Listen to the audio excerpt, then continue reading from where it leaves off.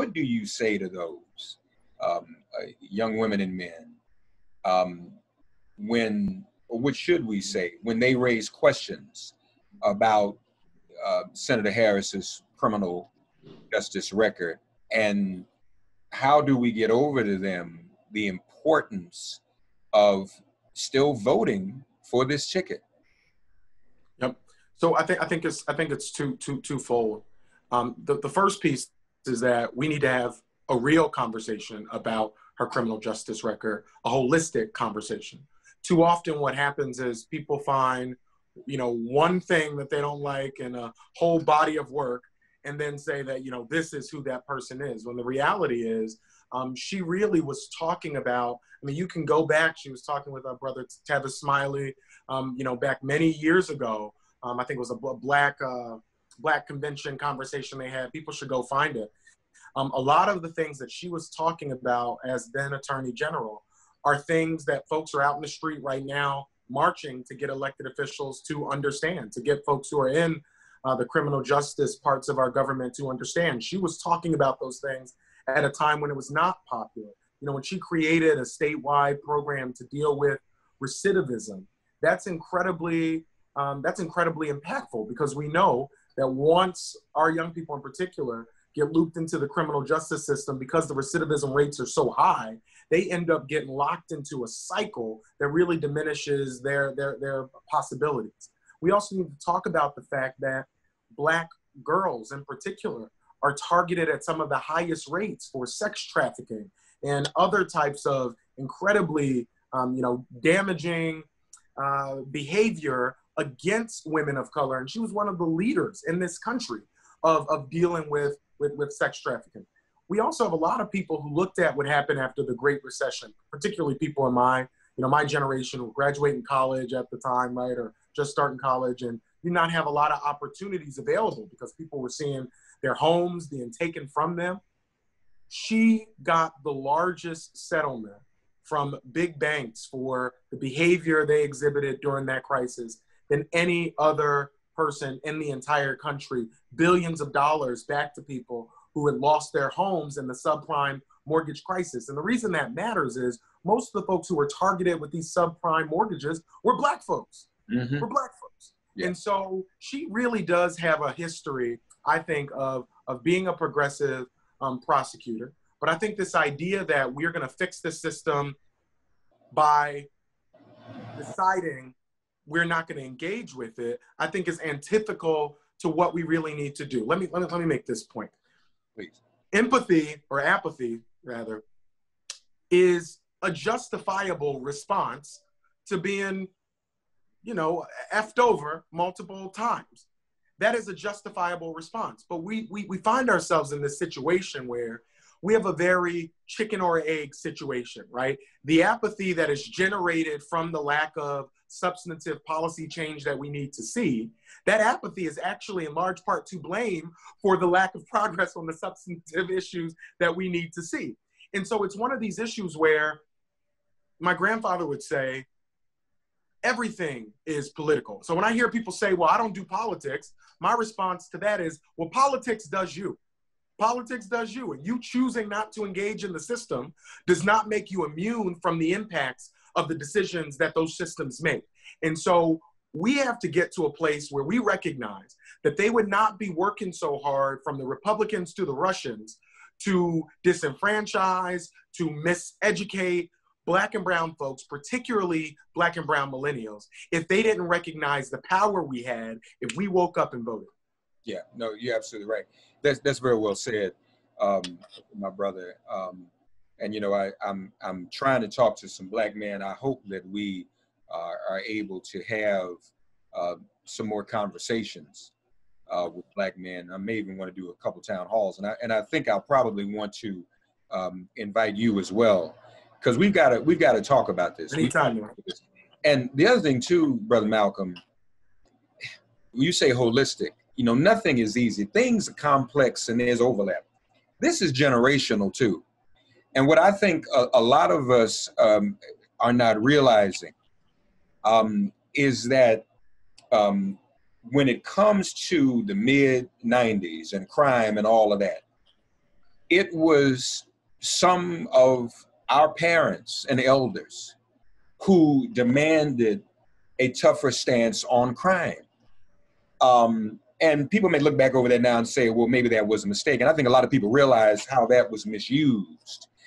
But the fact of the matter is that was a moment when our own community was very concerned about crime within our own community and safety. And then that was the era of crack and everything else. I remember when Len Bias died and how that literally changed everybody's attitude about everything. And so it's, speaking of the chicken and the egg, you know, it's hard to judge people in an era that was that long ago and in a very different context. You know what I'm saying? Yep. But it also troubles me though, Brother Malcolm, and we support this ticket, but the online traffic against the sister is far greater than any of the same discussion directed toward Joe Biden or even Bernie Sanders. And I remind people, y'all, that's for a reason. So you can't hold an African-American woman to a higher level of accountability than you would hold even a white man. And they voted for the crime bill. So I just try to point that out to people, that even when it comes to social media is good, and it's also bad, as you alluded to. We're targeted. Not only is it a forum for us to freely express ourselves, these are also forums where folks are free to expressly target us and move us in a direction that's really not balanced. So I appreciate your answer to that, and I hope we can continue to have dialogue about that.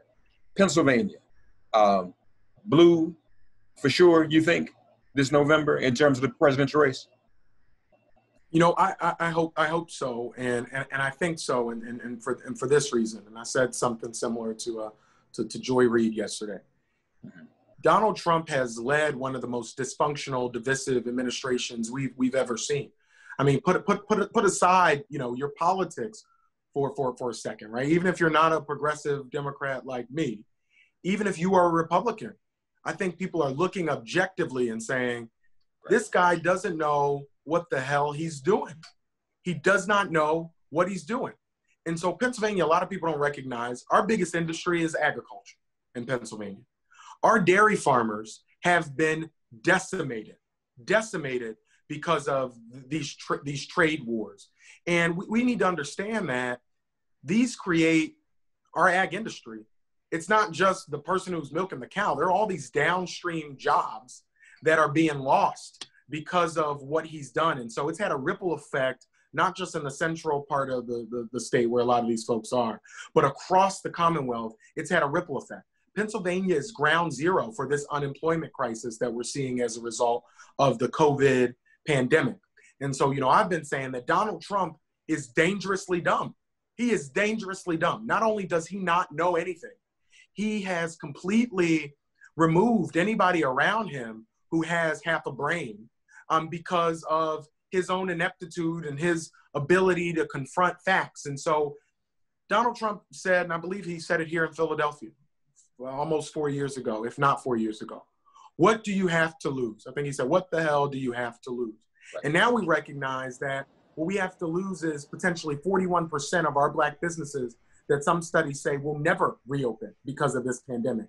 What we have to lose is the 7,000 plus Pennsylvanians who've died from this pandemic, folks who are coming home, laying in bed, missing that person who loves them best, who used to be with them. What we have to lose is the ability for our young people to go to school. And we recognize that as we move to this online learning, which is going to be necessary because of this pandemic, it's Black and brown kids who have the least access to the type of Wi-Fi and the other technological capabilities that they need, from tablets to laptops to whatever it is, to engage. And it's our Black and brown kids who are going to be behind in terms of their educational attainment, and again, positioning them to follow their own dreams. And so I think people here in Pennsylvania are recognizing that there's a big gulf between the rhetoric of Donald Trump and the results of Donald Trump. And last time in 2016, we only had his rhetoric. This time we have a record, and it's a record of failure. It's a record of shame. It's a disastrous record. Donald Trump was impeached once. I ought to think he'd be impeached again. And I think that we have to beat him in such a way that every footnote in history says that folks across political spectrum, across the country, stood up, because President Obama made this point so passionately last night. And it's a point that we really have to hone in on. All these debates that we're having right now about who our government should serve, how our government should work, all those things are moot if we don't have a democracy.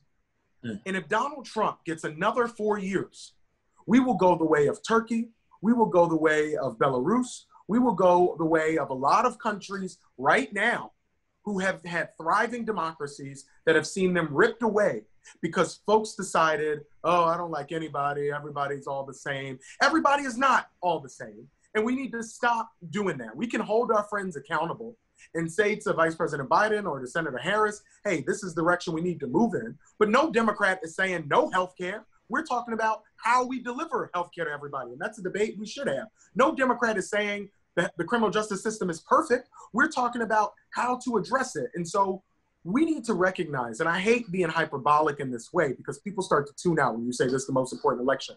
But I really do believe, as Brother Bernie Sanders said, the results of